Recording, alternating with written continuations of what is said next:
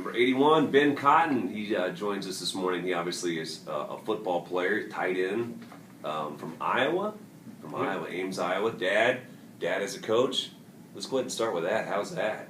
It's a dream come true. My family's been blessed to have me and my brothers all get to play on the same team. Only opportunity in our life that we've had to do that. And playing for Dad, I think it's I tell everyone it's the best thing for my mom. She's not going to be having to drive all over the country trying to see games, see her sons play, but and that for our grandparents and our extended family. They're all here. And they all get to see us play in one place, and it's truly a great opportunity. And how many kids? How many siblings do you have? 2. I got a younger brother. He's a guard for us. He plays for my dad's position, and then Sam's a tight end with me. So I get to break him in the hard way a little bit this year. Right. Oh how was that growing up? Wow, did you guys just always have bruises and knots? And oh yeah, blood? it was always 2-on-2 basketball in the driveway. That got competitive. Usually didn't end well. Someone usually got mad, but it's part of our nature. Part of the way we were raised. We're a very competitive bunch, but we love each other. We got each other's backs. Did Dad, now growing up, was it ever take it easy on your brothers? Did you let somebody win, or did your dad was he trying to get you competitive at a young age? My dad was never forcing things on us. He always told us if you don't want to play football, you don't want to do any of that stuff, you don't have to. They're going to be proud of us no matter what we choose to do. He said whatever you choose, just be the hardest working guy you can at it, and don't let anyone work harder than you.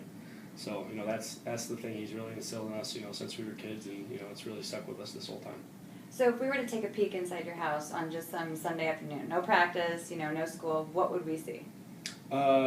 You'd see my middle brother, because I live with Jake now. If you're talking about my parents' house, Jake would still be laying on the couch. He's the big load. He's about 6'7", 300 pounds. He's a big boy. And, wow. Sam would probably be on his phone, socializing with his friends in some way, and I'd probably be doing a mix of both. Yeah.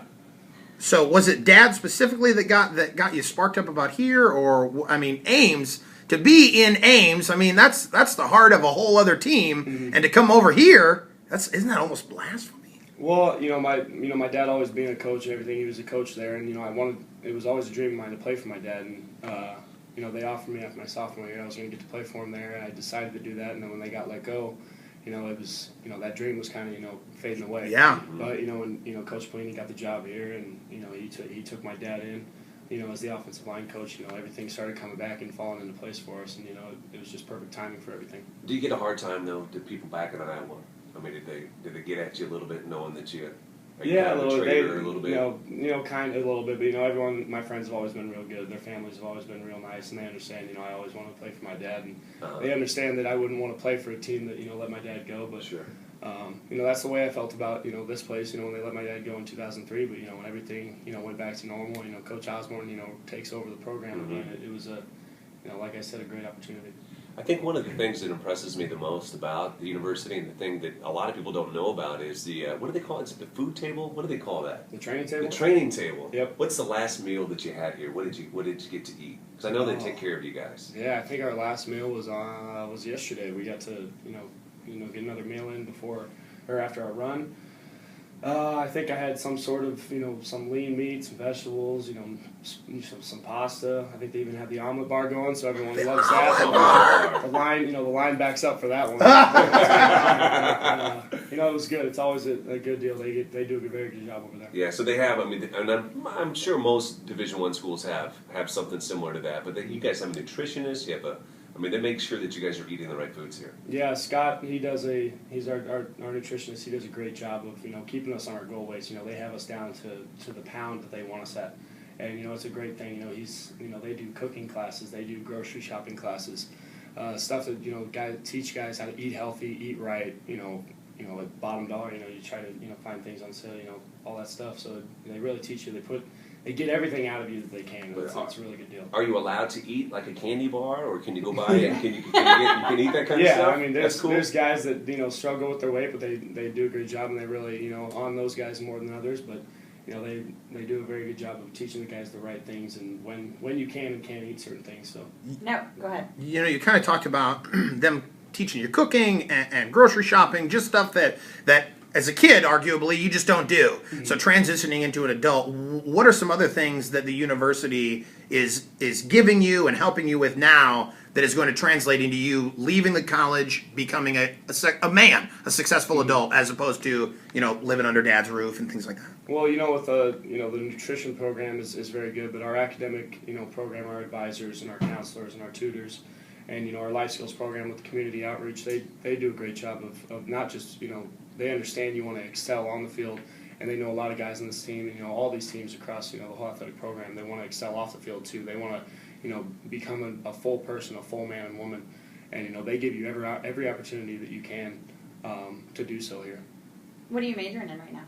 I actually graduated last December in 3.5 years with a degree in business administration. 3.5 years? Yep. Good job. A lot of guys. I think there was That's awesome. 15, 16 guys in my class that did it, and it's a really cool deal. We can take a lighter schedule and really focus on football this semester.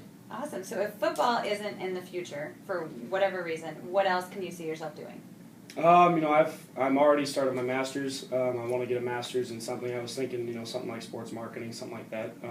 I've even thought about, actually going into, nonprofit stuff. I've done a lot of work with, like Make-A-Wish and, JDRF. I'm a type 1 diabetic myself, so I do a lot of speaking with, Juvenile Diabetes Research Foundation. We talk to a lot of kids, help tell them, I know there's a lot of doctors out there, and this kind of, it gets me going on the side a little bit. They'd say you can't play certain sports, you can't be doing stuff that's hard on your body, and I tell them, I'm a living example that you can, and that's kind of been my motivation for what I've been trying to do with the community. Awesome. Yeah, what is it? What is special about this place? I mean, I know that you said your dad obviously is the coach here, and that's the main reason that you came to Nebraska. But if you take your dad out of the equation, what's great about the University of Nebraska? Well, like I said, they try to make you a full person away from the sport you're doing, because that playing that sport's only going to last so long.